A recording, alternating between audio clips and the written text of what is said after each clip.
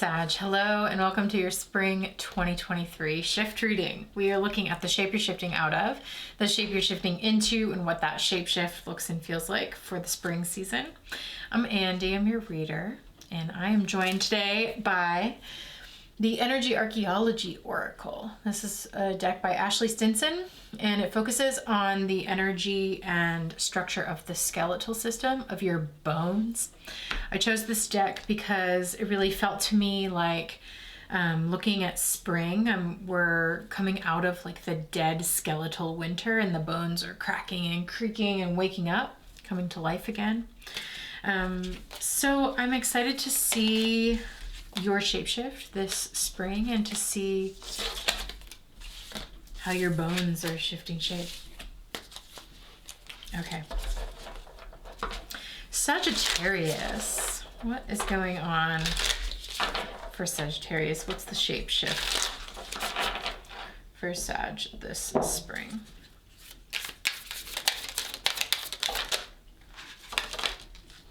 It's a lot. It's a lot.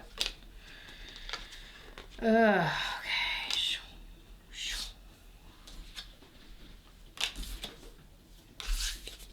Okay.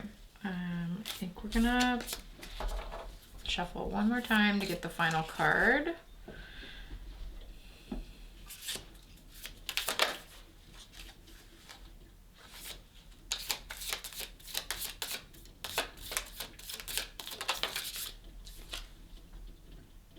Huh. Bottom of the deck again. This was facing up earlier and I wasn't sure if I should take it. Yeah.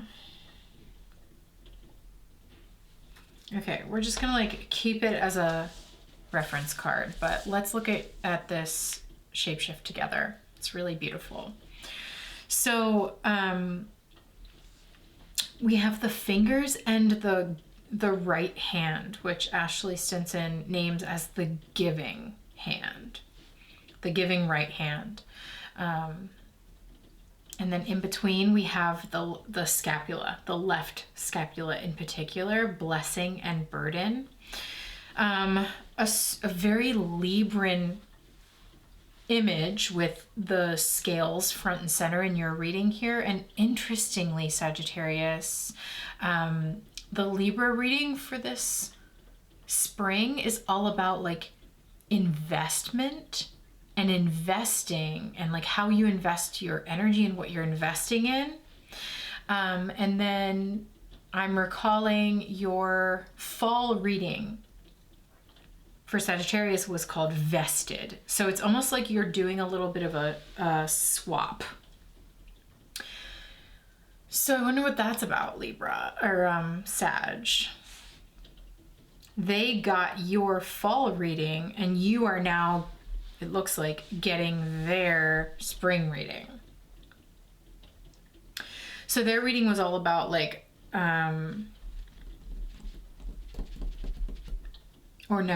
you got their winter reading. I'm getting there. So their reading this winter was all about like understanding the balance between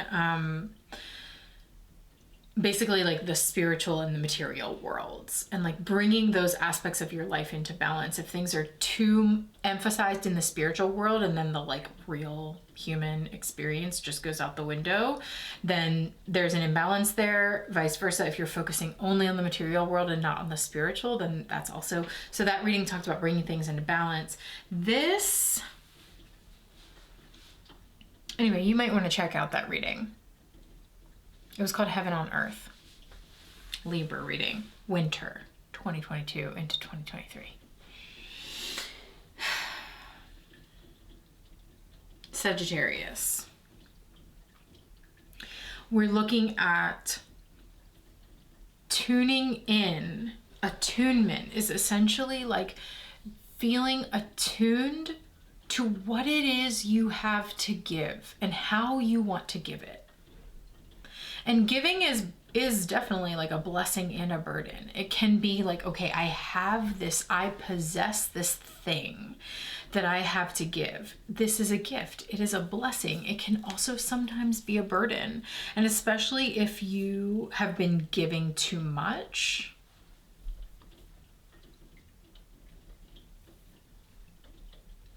it becomes a burden. So maybe there's something about like being able to sort of attune or feel, since attunement is associated with the fingers in this deck, really feeling, tuning in to like when you're giving too much or how much to give, or for some of you, you might be sussing out what you have to give. But I'm tuning into like this thing of like when your gifts and how you give them become a blessing versus when they become a burden. And then because we do have the rest card as an important theme also showing up.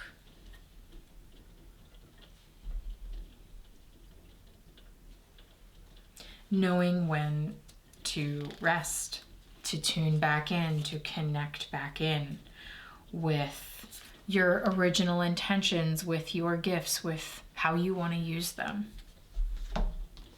Let's do some reading. Let's read about attunement.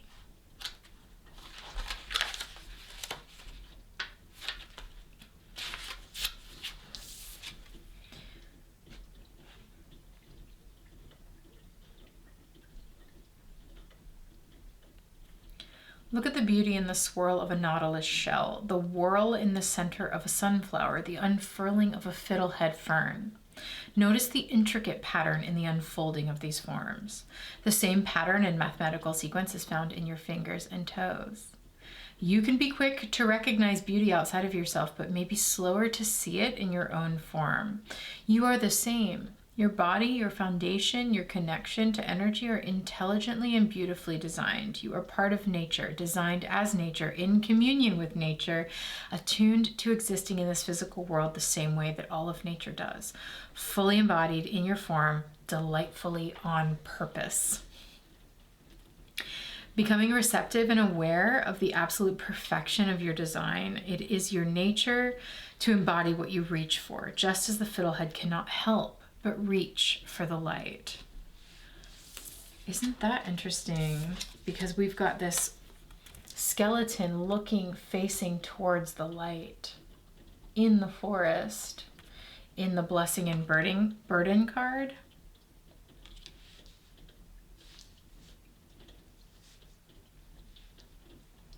Okay, I'm looking at the, let's get there in a second. Let's keep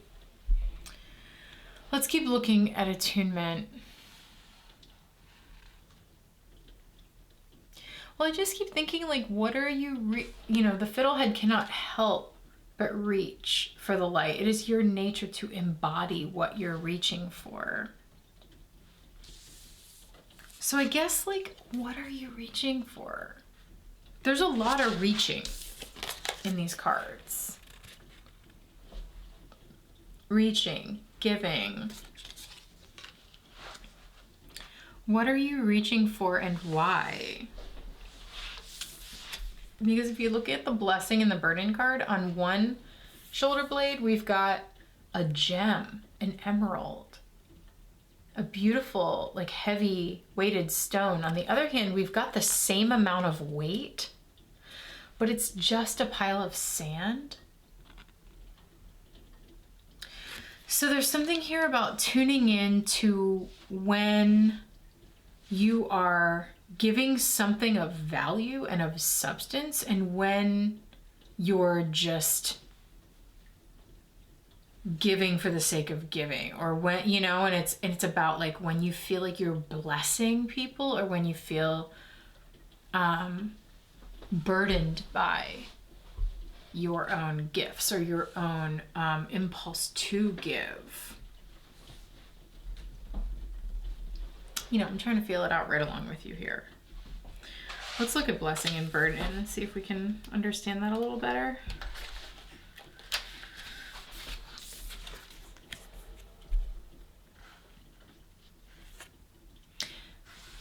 Oh, here we go.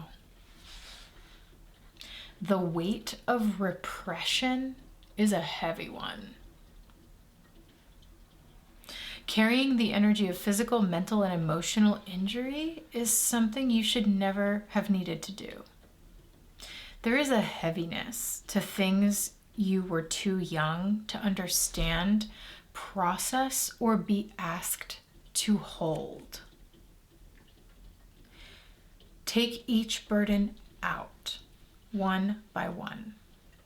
Stare at their intricacies and marvel at what you thought they were, the meaning you made of them. See their pain-weathered surfaces and allow yourself to connect to the feelings you may wish you could leave buried here at your shoulder. There is no rush to acceptance, healing, or finding a falsely glinting silver lining. This bone does not tell you that everything happens for a reason. It simply helps you hold what happened. Your truth is the blessing. The courage to own your specific and unique pain and yet understand that it doesn't mean anything about you is a gift you give to yourself and a freedom you let loose upon the world.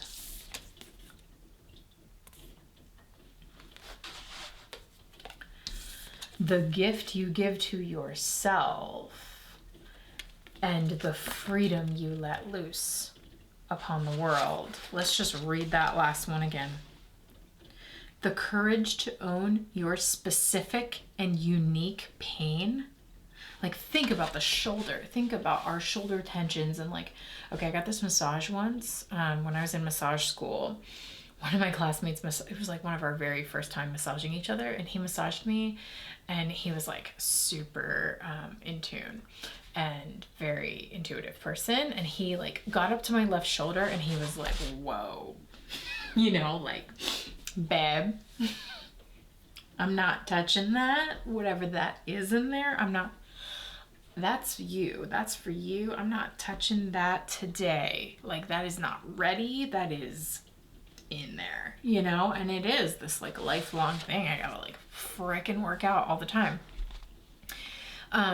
So with that in mind, the courage to own your specific and unique pain and yet understand that it doesn't mean anything about you.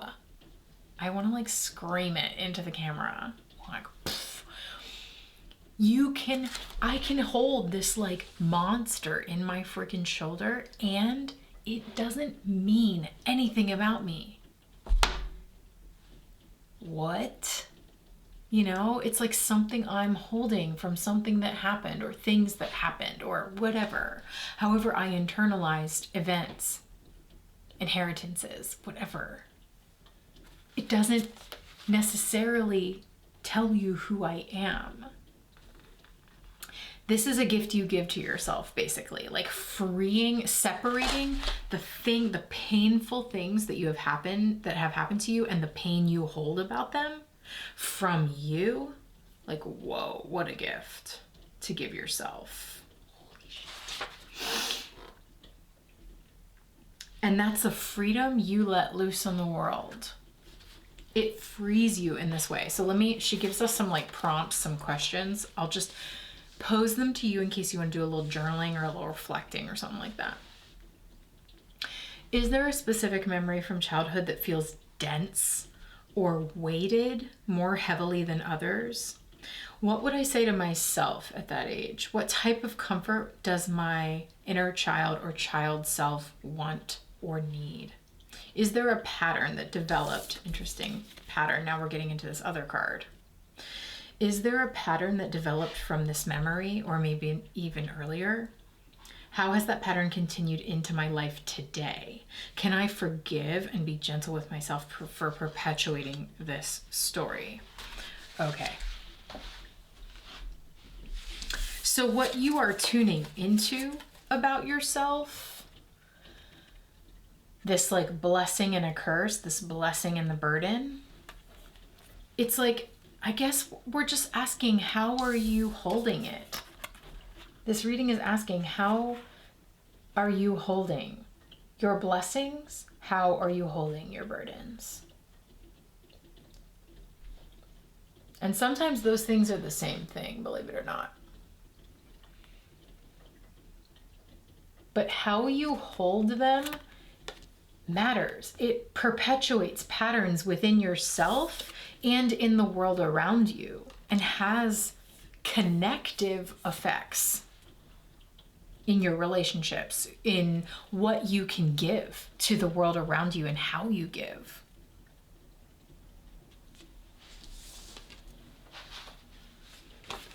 I guess we should read about the giving right hand here. Oh, Sag, this just got very unexpectedly intense. You are here to give something unique to this world, but the energy you give flows through the same channels and pathways as every other person. Interesting that the same theme is coming up of like, yes, your unique pain or your unique gift that you have to give. And yet we all have our own unique pain. We all have our own unique gift. So it's like, yes, you are unique and you're not. This is a totally, having pain that's a burden that we hold is a shared experience. It is a universal experience. Your unique pain is something that's specific to you,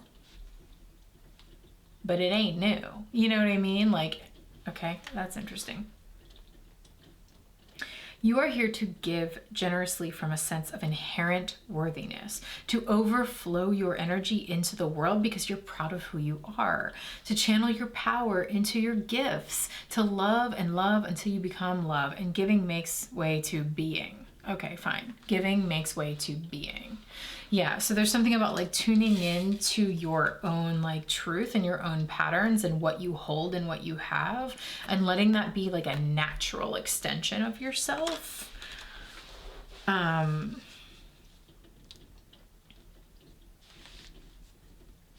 You have innate talents, abilities, and genius to bring to this world in the way only you can.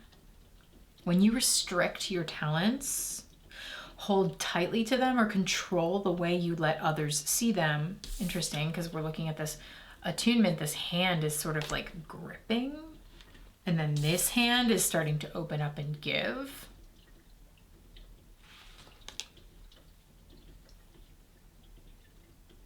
You dishonor yourself and those around you. The same is true when you give from a depleted state, or out of coercion, out of guilt, or out of shame.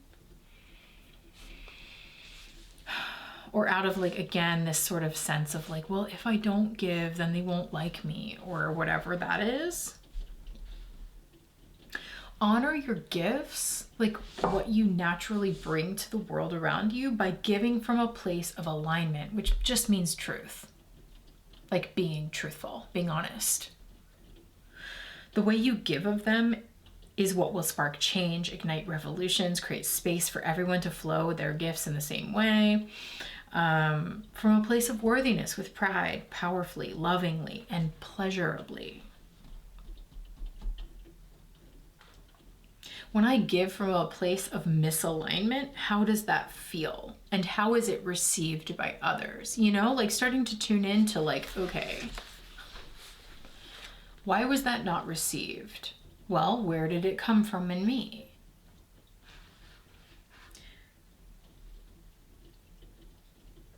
Okay.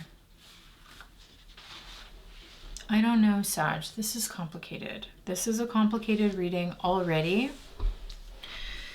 And something tells me, because again, we have the rest card sort of looming over this reading, that like,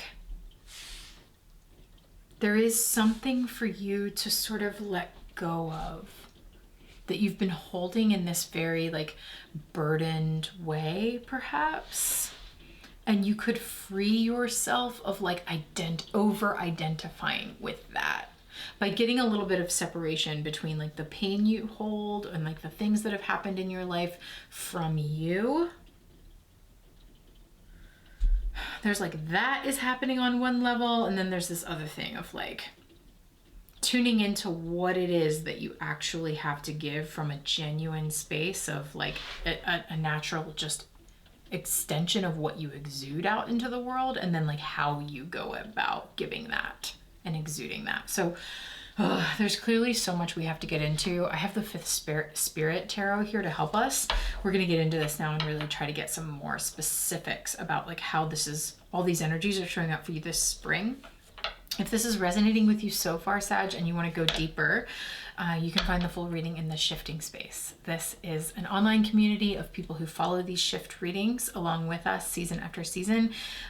We as a community and individually investigate these readings throughout the course of the season. We the shifts drop at the beginning, we meet midway through, and then we meet again at the end of the season to track how these shifts are actually unfolding in our lives, and then like look back and connect the dots of our shape shift as it happened throughout the season. So if this is interesting to you, or you want to learn more about that and how we do it, click the link in the description below, and that will take you over to the shifting space, and you can learn about if it's the right thing for you. And if it is, then I hope to see you for the rest of this reading, because I think there's a lot here.